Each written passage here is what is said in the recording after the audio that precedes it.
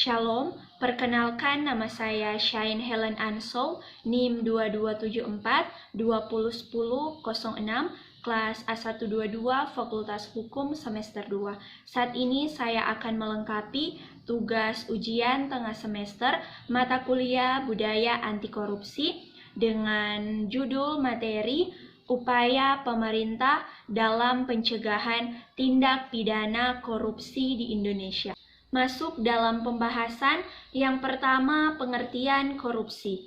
Korupsi berasal dari kata Latin corrumpere, corruptio, atau corruptus.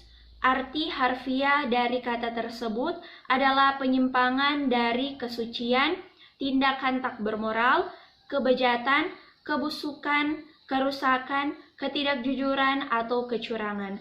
Dengan demikian, korupsi memiliki konotasi adanya tindakan-tindakan hina, fitnah, atau hal-hal buruk lainnya. Bahasa Eropa Barat kemudian mengadopsi kata ini dengan sedikit modifikasi dari bahasa Inggris corruption, bahasa Prancis corruption, Belanda corruptie, dan akhirnya bahasa Belanda terdapat penyesuaian ke istilah Indonesia menjadi korupsi. Dengan demikian, korupsi merupakan tindakan yang merugikan negara, baik secara langsung maupun tidak langsung, bahkan ditinjau dari berbagai aspek normatif. Korupsi merupakan suatu penyimpangan atau pelanggaran, di mana norma sosial, norma hukum, maupun norma etika pada umumnya secara tegas menganggap korupsi sebagai tindakan yang buruk.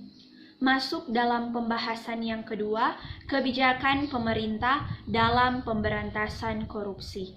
Mewujudkan keseriusan pemerintah dalam upaya memberantas korupsi, telah dikeluarkan berbagai kebijakan diawali dengan penetapan anti korupsi sedunia oleh PBB pada tanggal 9 Desember 2004. Presiden Susilo Bambang Budiono telah mengeluarkan instruksi Presiden nomor 5 tahun 2004 tentang percepatan pemberantasan korupsi yang menginstruksikan secara khusus kepada Jaksa Agung dan Kapolri. Yang pertama, mengoptimalkan upaya-upaya penyelidikan penuntutan terhadap tindak pidana korupsi untuk menghukum pelaku dan menyelamatkan uang negara.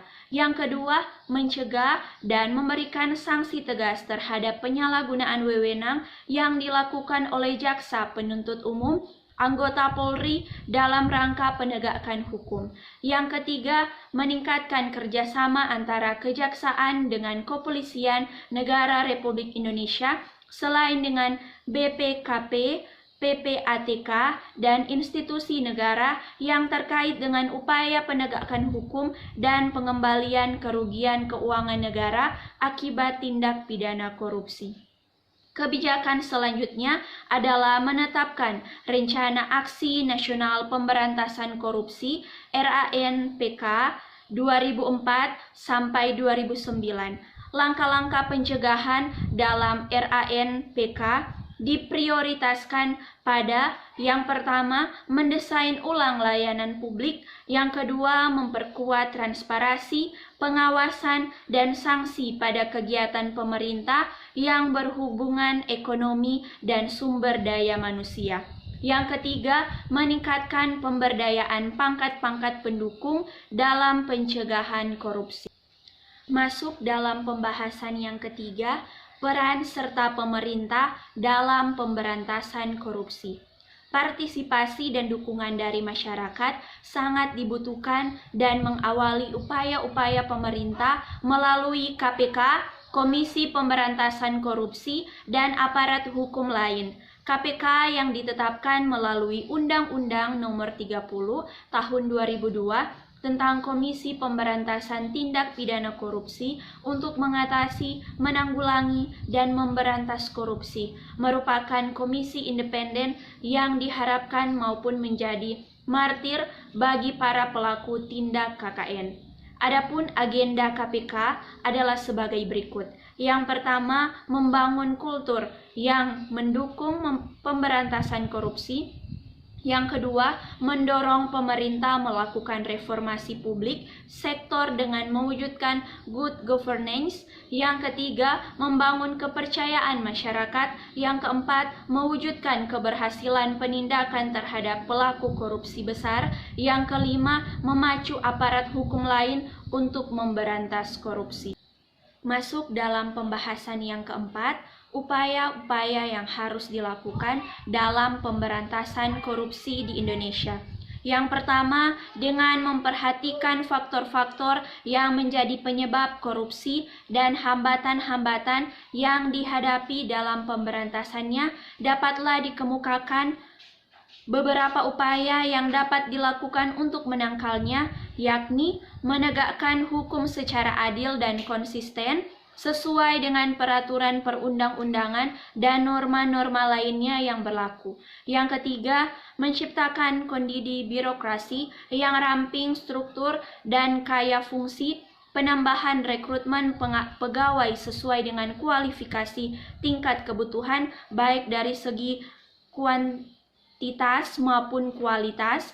Yang kelima, optimalisasi fungsi pengawasan atau kontrol sehingga komponen-komponen tersebut betul-betul melaksanakan pengawasan secara programatis dan sistematis. Yang kelima, mendayagunakan segenap substruktur politik maupun infrastruktur politik dan pada saat yang sama membenahi birokrasi sehingga lubang-lubang yang dapat dimasuki tindakan-tindakan korup dan ditutup. Yang keenam, adanya penjabaran rumusan perundang-undangan yang jelas sehingga tidak menyebabkan kekaburan atau perbedaan persepsi di antara para penegak hukum dalam menangani kasus korupsi. Yang ketujuh, semua elemen aparatur negara, masyarakat, akademis, wartawan harus memiliki idealisme, keberanian untuk mengungkapkan penyimpangan-penyimpangan secara objektif, jujur, kritis terhadap tatanan yang ada, disertai dengan keyakinan penuh terhadap prinsip-prinsip keadilan.